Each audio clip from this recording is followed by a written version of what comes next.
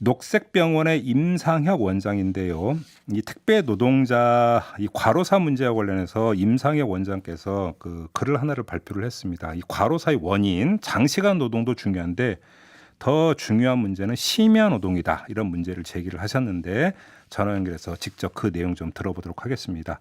참고로 임상혁 원장은 국내 최초의 노동자 병원이죠. 구로의원 원장으로 3년, 그다음에 산재의료관리원에서 2년, 그리고 녹색병원 산하 노동환경건강연구소에서만 20년 가까이 일을 해오셨던 분입니다.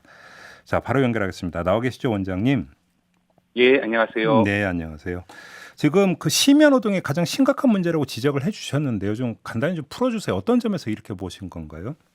예. 우리가 이제 장시간 노동보다도 더 나쁜 노동이 바로 심야 노동이라고 하는데요. 네. 이건 뭐 너무나 잘 알려져 있기 때문에 예. 다르게 부연해서 설명할 필요는 없을 것 같습니다. 예. 수도 없이 많은 나라에서 이 심야 노동의 위험을 연구해서 위험성을 얘기했고요. 네. 그래서 심야 노동이 위험하니까 그래서 나온 노동이 바로 교대 노동, 밤에 일을 좀 덜하고 예. 낮에 일하는 시간이 더 많은 교대 노동이 만들어진 것이거든요. 예. 심야 노동은 우리가 이제 생체 리듬이라는 것을 파괴합니다. 그러니까 밤에 그래서 예.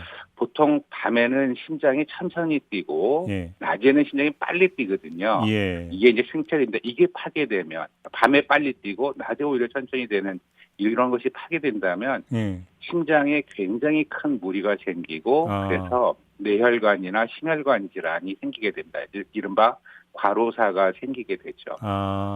그게 의학적으로 그렇게 연결이 되는 겁니까, 그러면? 예, 그렇습니다. 예. 근데 여기서 심야 노동이라고 하는 개념을 좀 약간 그러니까 정리해서 이야기를 해야 될 게 예. 낮에부터 계속 일하는데 배달 물량이 많아갖고 심야까지 일하는 경우가 있고요. 예. 또 한 가지는 주야 막교대라든지 3조 교대로 해가지고 예. 아예 그러니까 밤에 일하는 경우가 있지 않습니까? 예, 맞습니다. 이 두 경우 모두 다 심야 노동이 심각하다 이렇게 봐야 되는 건가요? 제가 말씀을 드리면요. 예. 장시간 노동보다 더 나쁜 것이 심야 노동이고요. 예. 심야 노동보다 더 나쁜 것이 장시간 심야 노동입니다.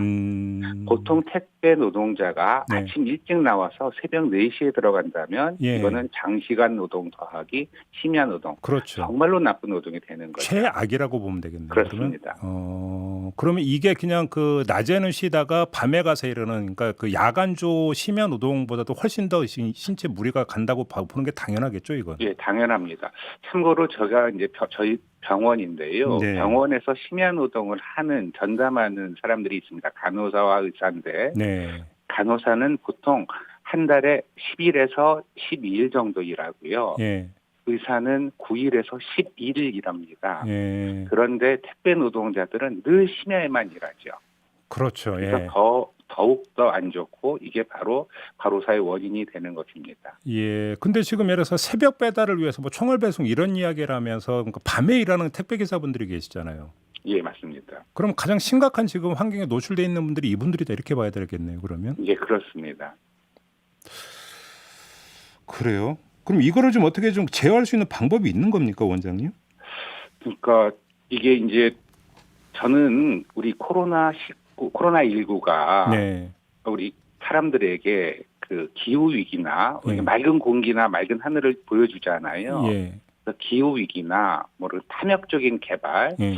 이런 것들을 성찰하는 시간을 줬다고 저는 생각을 합니다. 예. 똑같이 지금 택배 노동자가 굉장히 많이 사망하는데요. 예. 성찰해야 되고 반성해야 되는 시간을 줬다. 예. 이런 생각이 듭니다. 예.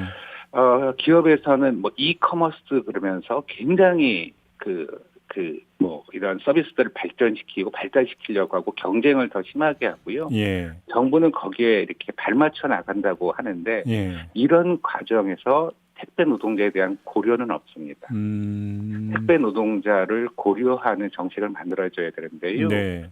제 개인적으로 가장 없어져야 될 것이 로켓 배송, 당일 배송입니다.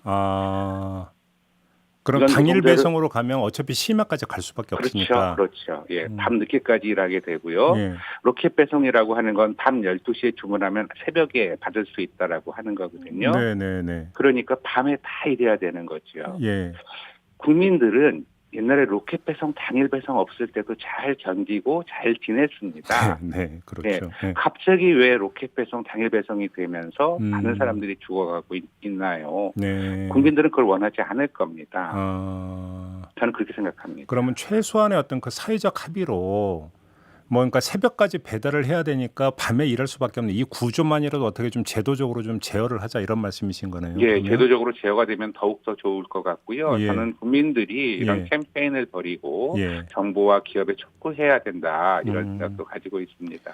알겠습니다. 이게 이제 너무 이제 그 의학적으로 깊이 들어가면 워낙 전문 분야로 이해하기 힘들 것 같아서 저도 좀 질문은 좀 그 자제를 하는 게 저도 잘 몰라갖고 질문 드리기도 뭐하긴 합니다만 하나만 그래도 확인차 한번 질문을 드려보고 싶은 게 얼마 전에 20대 택배 노동자가 이제 또 숨지는 그 일이 있지 않았습니까? 경북 칠곡에서 일하다가 물류센터에서 일하다가 이제 그 돌아가셨는데 예. 이 3개월간 고인의 주당 평균 근무 시간이 약 44시간이었다. 회사 쪽에서는 이렇게 주장을 하면서 이게 과로로 인한 사망이 아니라고 주장을 하지 않습니까?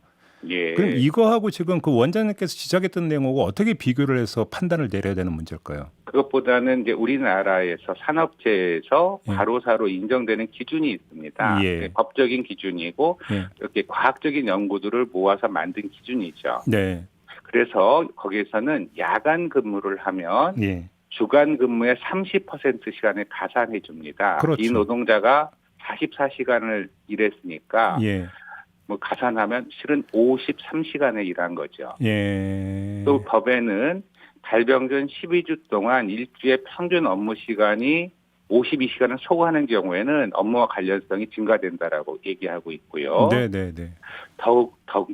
더욱이 이분처럼 육체적인 강도가 높거나 굉장히 강도가 높게 일하지 않습니까? 예, 5만 보를 걸었다고 하니까요. 맞아요. 하루에. 예.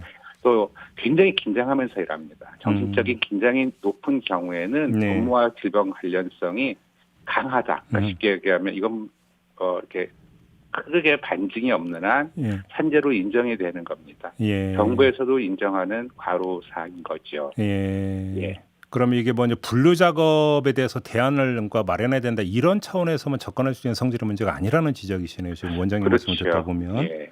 어떻게든지 간에 그러니까 아침부터 나와가지고 내지 새벽부터 나와갖고 또 밤늦게 새벽까지 일하는 이 구조는 어떻게든 끊어야 된다. 특히 만약에 그렇지 않다면 그게 꼭 필요한 노동이라면 예. 병원에서처럼 예. 일을 하고 충분한 휴식 시간을 주는 회복되는 충분한 휴식 시간을 주는 그런 근무 패턴이 필요하겠죠. 네, 지금 정치권 그 말씀하시니까 정치권에서 토요일은 택배가 없는 날로 좀 할 수 있도록 하자라는 제안이 나오는데 이건 어떻게 현실적으로 의학적으로 좀 그 설득력 있는 주장이라고 봐야 될까요? 어떻게 봐야 될까요? 예, 우선 뭐 하루를 더 쉬는 거니까 좋은 것 같고요. 예. 그런데 좀 더 계획적이고 과학적으로 설계해서 예. 정책을 만들었으면 좋겠습니다. 예. 알겠습니다. 지금 어제 그 녹색병원도 함께하는 인권치유 119가 출범했다고 하는데 예. 앞으로 무슨 일을 하게 되는 겁니까? 지금 이제 사회적인 약자들이 이런 국가 권력이나 공권력 또는 기업의 권력에 이렇게 피해를 보면 의료에 손이 필요하고 또 치유의 손이 필요할 것 같습니다. 네. 그래서, 그런 것들을 저희 사회에서 잘 못했는데 저희 녹색병원이 앞장서서 뭐 고문 피해자라든지 국가 권력의 피해자 또는 성소수자 그리고 농성을 하거나 기업 권력에서 힘들어하는 노동자들 곁으로 좀 더 다가가겠다 그런 선언을 한 것입니다. 알겠습니다. 자, 말씀 여기까지 드릴게요. 고맙습니다, 원장님.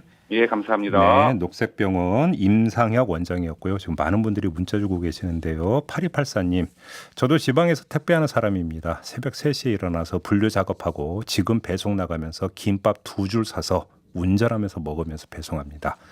대리점 업주와 기사들과의 수수료 조정이 시급합니다. 대리점과의 수수료를 본사 차원에서 조정해 줘야 합니다. 이런 의견 주셨고요.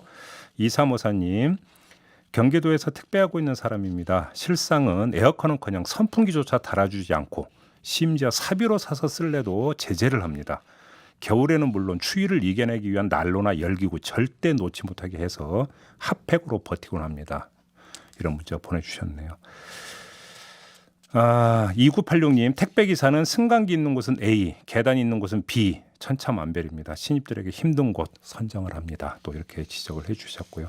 6881님 한마디로 정리해 주셨습니다. 뭐 이건 완전 노예 계약서이네요. 이렇게 지적을 해주셨네요.